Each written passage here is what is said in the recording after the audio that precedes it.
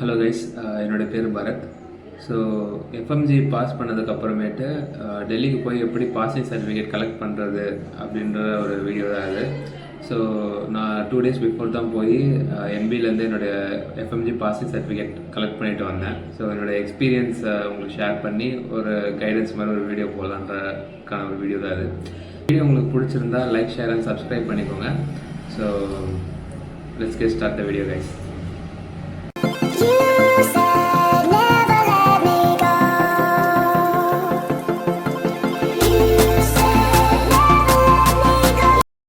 Actually என்ன ஆகுனா, FMG result வந்ததுக்கப்புறம் ஒரு 1 week கழித்து அவங்களுடைய வெப்சைட்டில் ஒரு லிங்க் ஒன்று கொடுப்பாங்க.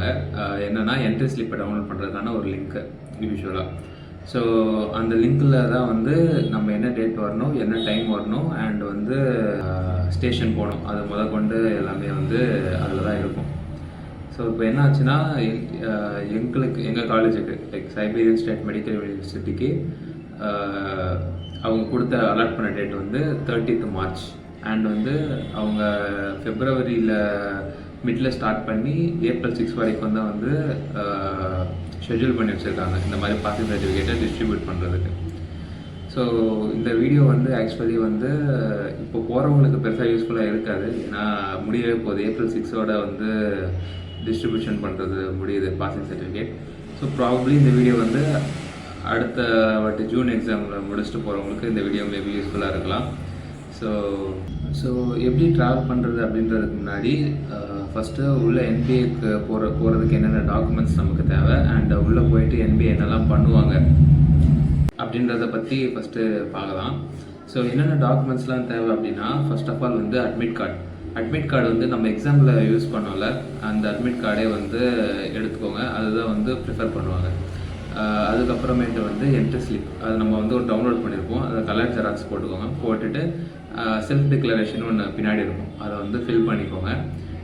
ஸோ இந்த டைமில் வந்து எங்களுக்கு புதுசாக அதை பண்ணியிருந்தாங்களாமா. கோவிட் டைம் இருந்ததுனால என்ட்ரி எக்ஸிட்டை வந்து தனித்தனியாக எழுதி டியூரேஷன்ஸை கால்குலேட் பண்ணி வச்சுருப்போம். ஸோ அது ஒன்று. ஸோ அதுக்கப்புறமேட்டு வந்து ஆப்வியஸ்லி டிகிரி அண்ட் வந்து passport, Aadhaar card, voter ID or PAN card எது வேணால் எடுத்துக்கலாம், டிரைவிங் லைசன்ஸ் எது வேணால் எடுத்துக்கலாம், எக்ஸ்ட்ரா ஒரு ப்ரூஃபுக்கு. ஸோ அதுக்கு 10th roll சர்டிஃபிகேட் எடுத்துக்கோங்க.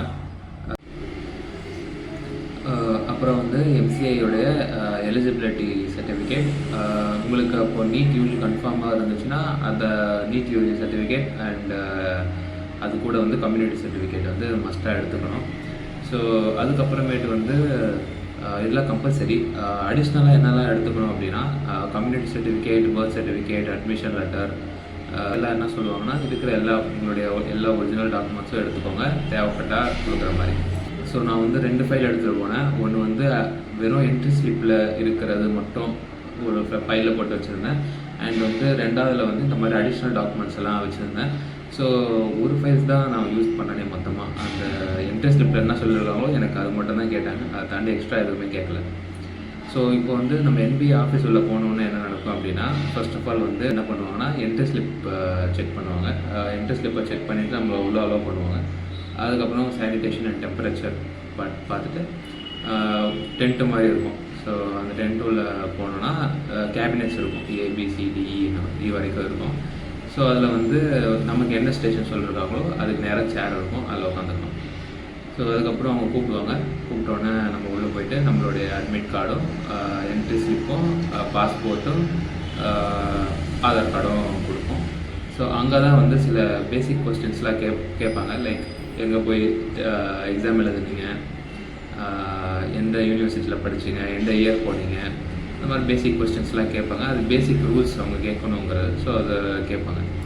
ஸோ அது கேட்டு முடிச்சதுக்கப்புறம் தம் பிரிண்ட், பயோமெட்ரிக் அதெல்லாம் பார்த்துட்டு ஃபோட்டோலாம் எடுத்துகிட்டு நமக்கு பாசிங் சர்டிஃபிகேட்டை போட்டு கொடுப்பாங்க. அதில் ஃபிங்கர் பிரிண்ட் வைக்கணும் அண்ட் சைன் போடுற மாதிரி இருக்கும். ஸோ அதை முடிச்சுட்டு நம்ம திரும்ப அதே இப்போ பி ஸ்டேஷன்னா திரும்ப கொஞ்சம் தூரம் தள்ளி போனீங்கன்னா இன்னொரு பி ஸ்டேஷன் இருக்கும்.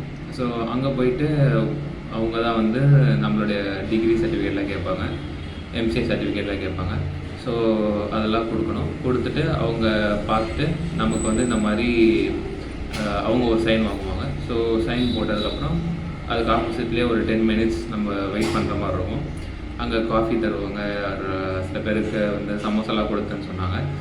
ஸோ அங்கே போயிட்டு நம்மளுடைய கொஞ்ச நேரம் வெயிட் பண்ணிகிட்டு இருந்தால் போதும். கொஞ்ச நேரத்தில் நேம் கூப்பிடுவாங்க. கூப்பிட்டோன்னே போய் சைன் போட்டு பாசிங் சர்டிஃபிகேட் வாங்கிட்டு வெளியே வந்துடலாம். ஸோ ரொம்ப ஈஸியான ப்ரொசீஜர், எதுக்கும் பயப்படணுன்ற மாதிரிலாம் எதுவுமே கிடையாது. ரொம்ப ஜாலியாக இருக்கும். ஸோ இப்போ வந்து ட்ராவலிங் அப்படின்னு பார்த்தீங்கன்னா, ஸோ தமிழ்நாட்டிலேருந்து போகிறவங்க, என்னுடைய ட்ராவல் எப்படின்னா, morning 8:30 flight Chennai to Delhi, 11:20க்கு போய் லேண்ட் ஆகணும். ஸோ 11:20க்கு லேண்ட் ஆகிட்டு அங்கேருந்து மெட்ரோ பிடிச்சோம். டெர்மினல் 3 கிட்ட மெட்ரோ இருக்கும், அங்கே காட்டுறேன் அதை. ஸோ அந்த மெட்ரோ பிடிச்சி அங்கேருந்து ஆரஞ்சு லைன், கூகுள் மேப்பை பாருங்கள். சில பேருக்கு வந்து இப்போ 4 பேராக போனீங்கன்னா ஒரு கேப் போட்டு போயிருங்க, ரொம்ப ஈஸி. நாங்கள் மெட்ரோவில் தான் ட்ராவல் பண்ணி போனோம். ஸோ ஃப்ரெண்டு இருக்கான்னு சொல்லிட்டு, ஸோ என்ன ஆச்சுன்னா ஆரஞ்சு லைன் போனோம். ஸோ அதுக்கப்புறமேட்டு வந்து ஆக்சுவலி ப்ளூ லைன் தான். ப்ளூ லைனை பிடிச்சி 25 ஸ்டாப்ஸ் துவாரகா செக்டர் 9க்கு போய் இறங்கிடலாம். பட் வந்து நாங்கள் வந்து நடுவில் ஒரு எல்லோ லைன் எடுத்து ராஜு சௌக்னு ஒரு டெல்லியில் ஒரு பிளேஸாக சென்டர் ஆஃப் டெல்லின்னு சொன்னாங்க. ஸோ அங்கே போய் சாப்பிட்டுட்டு அதுக்கப்புறம் திரும்ப அங்கே இருக்கிற மெட்ரோவில் போயிட்டு ப்ளூ லைனை பிடிச்சி 25 ஸ்டாப்ஸ் போயிட்டு துவாரகா செக்டர் 9ல் வந்து இறங்கிட்டோம்.